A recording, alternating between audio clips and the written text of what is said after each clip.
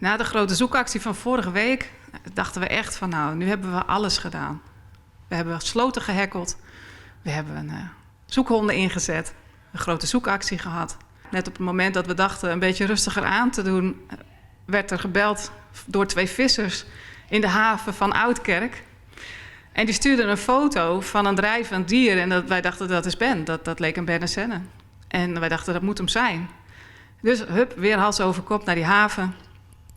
En dat bleek een geit te zijn.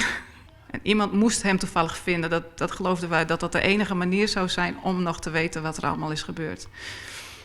En dat we hem levend terug zouden krijgen, nou, dat had ik niet durven dromen.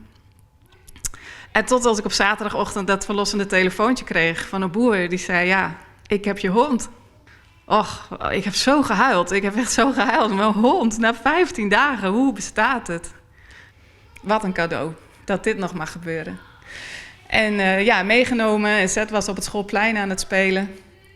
En ik zei, kom kijken Zet, ik heb wat in de auto voor je. En hij kijkt door het raam. Hij zei, is dit Ben? Ja, ik had hem echt gewoon geknuffeld. Ja, dat vond ik echt gewoon fijn. En eigenlijk vind ik dit hele verhaal het resultaat van liefde. Van alle support die we hebben gekregen van mensen. Van mensen die we helemaal niet kennen. Die in de regen kwamen opdagen om Ben te zoeken. Echt dankzij jullie, alle mensen op Facebook. Onwijs bedankt voor alle liefde en support. Want ik weet zeker dat dit het resultaat is van jullie positieve energie. Super bedankt.